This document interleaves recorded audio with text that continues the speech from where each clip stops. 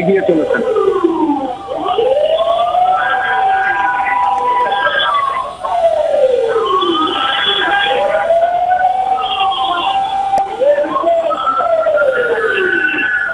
শান্ত, একেবারে শহরের মেইন জায়গা যেটা বলি আমরা সচিবালয় এলাকা, সেখানে এই হঠাৎ করে এরকম একটা পরিস্থিতির সৃষ্টি হয়েছে। রাস্তায় যারা চলাফেরা করছে সেরকম যানবাহনের যানজট আপনি দেখতে পাচ্ছেন কিনা, এবং সাধারণ মানুষ আতঙ্কিত অবস্থায় আছে, এটা তো খুব স্বাভাবিকভাবেই বোঝা যায়। তাদের কারোর সাথে আপনার কথা হয়েছে কিনা, অথবা শিক্ষার্থীরা তো আসলে একটা সাইডে সরে গেছে, শিক্ষার্থীদের কারোর সাথে কি কথা বলার কোনো সুযোগ আপনি পেয়েছেন কিনা? আমরা কথা বলেছিলাম, তারা গেট ভেঙে সচিবালয়ে প্রবেশের আগে কিন্তু সচিবালয় থেকে তাদেরকে বের হওয়ার পর কথা বলার কোনো সুযোগ ছিল না, এবং সেখানে যে উত্তেজনাকর পরিস্থিতি সৃষ্টি হয়েছিল সেই পরিস্থিতি আসলে শিক্ষার্থীদের সাথে আর কথা বলার সুযোগ হয়ে ওঠেনি, এবং তারা কিন্তু ছত্রভঙ্গ হয়ে যায়, এবং শিক্ষার্থীদের সাথে কথা বলার যে একটা পরিবেশ, সেই পরিবেশটাও এই মুহূর্তে এখানে উপস্থিত নেই। এবং যান চলাচলের কথা যদি বলি, আসলে যারা যাতায়াত করছেন তারা হয়তোবা পুরো পরিস্থিতি বুঝে ওঠার আগে এখানে সাউন্ড গ্রেনেডের শব্দে হতচকিত হয়ে গিয়েছেন, এবং তাদের ভিতরে হয়তোবা একটা আলাদা টেনশন কাজ করছে। যদিও এই সড়কটি অনেকক্ষণ ধরে যে এমন নয়, আমরা এই জটলাটি কিছুক্ষণ আগে দেখেছি, হয়তোবা নতুন সড়কে যারা এসেছেন, এই মুহূর্তে যারা আসছেন, তারা হয়তোবা পরিস্থিতি সম্পর্কে কিছুটা বুঝেও উঠতে পারবেন না যে এখানে আসলে কিছুক্ষণ আগে কি ঘটে গিয়েছে।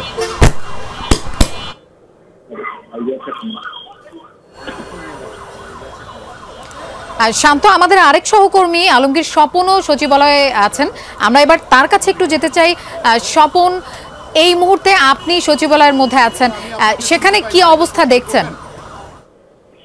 যেটি হলো আপনার সচিবালয়ে গেটে তো দুপুরের পর থেকে, মানে দুপুরের একটা সময় থেকে অবস্থান করছিল আপনার বিক্ষুব্ধ শিক্ষার্থীরা।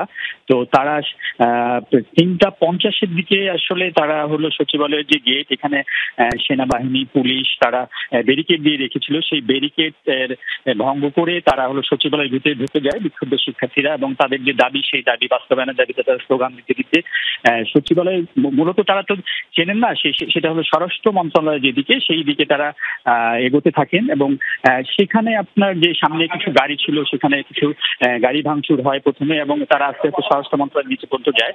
তো এই অবস্থায় আপনার সেনাবাহিনী, পুলিশ তারা প্রথম দিকে তারা হলো আপনার যে মানে অ্যাকশনে যাওয়ার যে বিষয়গুলো, সেদিকে তারা একটু তাদেরকে বোঝানোর চেষ্টা করে। পরবর্তীতে যখন ভাঙচুর দেখে তারা, সেই সময় হলো তারা হলো লাঠিচার্জের মধ্যে যায়, এবং তখন কিছু সাউন্ড গ্রেনেড যাতে বিক্ষোভে ছত্রভঙ্গ হয় তাদেরকে সরানোর চেষ্টা করে।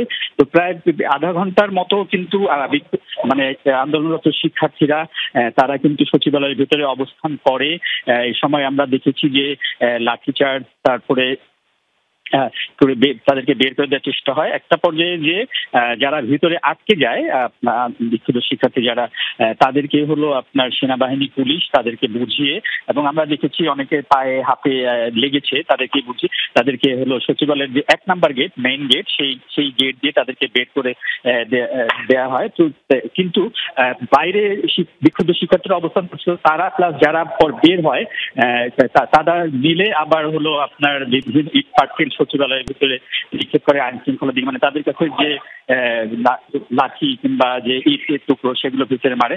তো একটা পর্যায়ে সেনাবাহিনী, পুলিশ তারা পুরো অ্যাকশনে যায়। অ্যাকশনে যে আপনার হলো সচিবালয়ের যে সামনের যে রাস্তাটা, সেই রাস্তায় তারা অবস্থান করছিল, তারা আপনার টিয়ার সেল নিক্ষেপ করে, সাউন্ড বেল্ট করে বিক্ষোভে ছত্রভঙ্গ করে দেয়। তো এখন এই মুহূর্তে আপনার সচিবালয়ের ভিতরে আরো আইন শৃঙ্খলা বাহিনীর সদস্য, আপনার সেনাবাহিনী তো আছেই, পুলিশ আছে, পাশাপাশি র্যাবের সদস্যরাও এখানে নিয়ে আসা হয়েছে। আমি সামনে দেখছি যে মানে তার আইন শৃঙ্খলা বাহিনীর সদস্যদের সংখ্যা প্রচুর বাড়ানো হয়েছে। এই মুহূর্তে সচিবালয়ের ভিতরে আছে যারা ভিতরে কর্মকর্তা কর্মচারী আছে, তারা কিছুটা আতঙ্কে আছেন, এবং অনেক কর্মকর্তা কর্মচারী তারা নিচে নেমে দাঁড়িয়ে আছেন আইন শৃঙ্খলা বাহিনীর সাথে।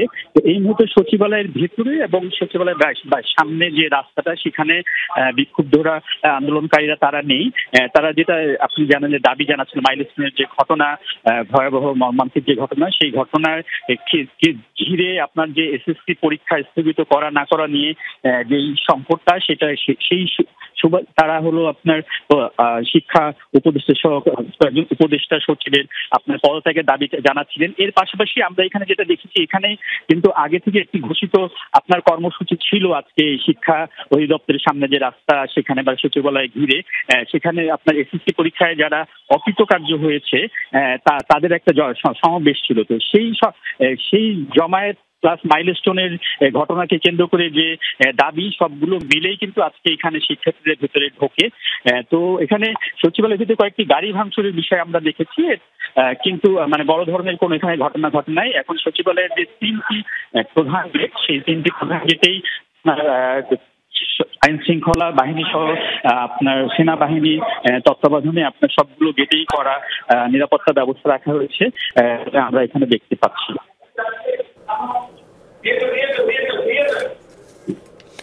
আলমগীর স্বপন, সচিবালয়ের 3টি গেটের সামনেই আপনি বলছেন যে কড়া নিরাপত্তা ব্যবস্থা রাখা হয়েছে। শিক্ষার্থীরা এই মুহূর্তে রাস্তার কোন দিকটাতে অবস্থান নিয়েছে, আপনি কি সেটা জানতে পেরেছেন? শিক্ষার্থীরা যেটি হলো আপনার জানেন যে সচিবালয়ের সামনের গেটটি হলো শিক্ষা অধিদপ্তর থেকে নিয়ে শুরু করে গুলিস্তান যে 0 পয়েন্ট, এই 0 পয়েন্টটাই হলো সচিবালয়ের ঢোকা বের হওয়ার রাস্তা, এবং প্রেস ক্লাবের সাইডে একটি রাস্তা আছে, সেই রাস্তা। তো আমরা যতটুকু দেখেছি তাদেরকে আপনার যখন মানে টিয়ার স্কেল নিক্ষেপ করে এবং সাউন্ড গ্রেনেড নিক্ষেপ করে তারা আস্তে আস্তে একটি অংশ আপনার শিক্ষা অধিদপ্তরের দিকে যেতে চলে যায়, আরেকটি অংশ আপনার হলো তারা গুলিস্তান যে 0 পয়েন্ট সেইখানে তারা চলে যায় বলে আমরা এখান থেকে দেখেছি। আমি সচিবালয়ের ভিতরে আছি, এখান থেকে যতটুকু দেখতে পারি যে তাদের দেখা যাচ্ছে না 0 পয়েন্ট। আপনি নিশ্চয়ই এখন থেকে সাউন্ড গ্রেনেড শুনতে পারলেন, সেটি হলো গুলিস্তানের যে পয়েন্ট, সেই 0 পয়েন্ট, সেই 0 পয়েন্টের দিকে মনে হয় শিক্ষার্থীরা ব্যক্তিগত শিক্ষার্থী হয়তো অবস্থান করেছে। জানেন 0 পয়েন্ট একটি জনবহুল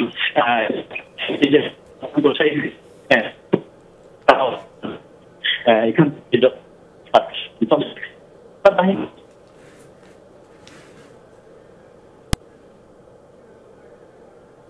সেখান থেকেও তাদের সব ভঙ্গ করা যায় বলে আমরা দেখতে পাচ্ছি।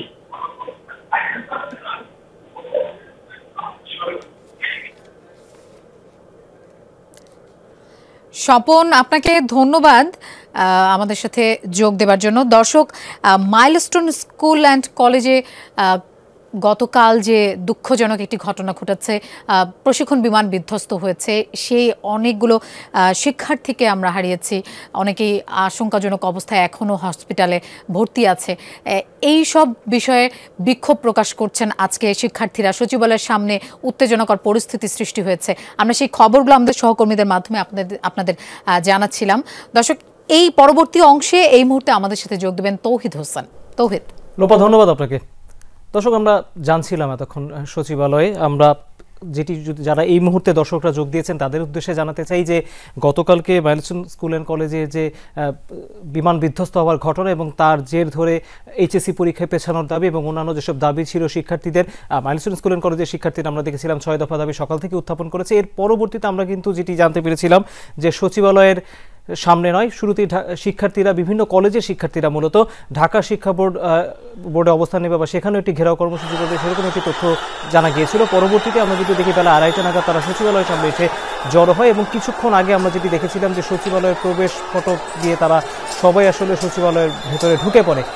আপনারা সেই অবস্থার কিছুটা আঁচ হয়তো এই মুহূর্তে দেখতে পাচ্ছেন। যারা এখন যোগ দিয়েছেন তাদের উদ্দেশ্যে আবারও জানাতে চাই, যেটি বলছিলাম যে সচিবালয়ের ভেতরে তারা ঢুকে পড়েছিল, ঢুকে পড়ার পরই কিন্তু আমরা দেখেছিলাম যে আইন শৃঙ্খলা বাহিনী, বিশেষ করে পুলিশ এবং সেনাবাহিনীর সদস্যরা তাদেরকে পাল্টা ধাওয়ার ঘটনা ঘটে সেখানে। তারা মূলত কিছু সময় আমরা দেখেছি লাঠিচার্জ করে, তারপরে কিন্তু তাদেরকে ছত্রভঙ্গ করে সচিবালয় থেকে বের করে দেওয়া হয়। আপনারা জানেন সচিবালয় বাংলাদেশের যে প্রশাসনিক কার্যক্রম সেটির আসলে কেন্দ্র, এবং সেখানে যখন শিক্ষার্থীরা ঢুকে পড়ে বিভিন্ন দাবি জানানোর জন্য, মূলত তাদের দাবি ছিল শিক্ষা উপদেষ্টা এবং শিক্ষা সচিবের পদত্যাগ, এবং সেই পদত্যাগের দাবি যতক্ষণ পর্যন্ত আনুষ্ঠানিকভাবে ঘোষণা করা না হবে ততক্ষণ পর্যন্ত তারা অবস্থান নেবেন এরকম একটি কথা তারা বলেছিলেন, কিন্তু পরবর্তীতে আমরা যখন দেখেছি তারা সচিবালয়ের প্রবেশপথ দিয়ে ঢুকে পড়ে, তারপরে কিন্তু সেখানে আইনশৃঙ্খলা বাহিনী নিজেদের অবস্থান নেয় এবং তাদেরকে মোটামুটি ধাওয়া দিয়ে সেখান থেকে বের করে দেওয়া হয়।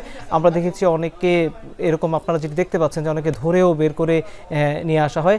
তারপরে যখন সবাইকে সচিবালয় থেকে বের করে দেওয়া হয় তারপরেই কিন্তু আমরা দেখেছি যে সচিবালয়ের প্রবেশ পথের দিকে বা প্রধান যে মূল ফটক সচিবালয়ে ঢোকা ঠিক রাজধানীর ওসমানী মিলনায়তনের উল্টা দিকে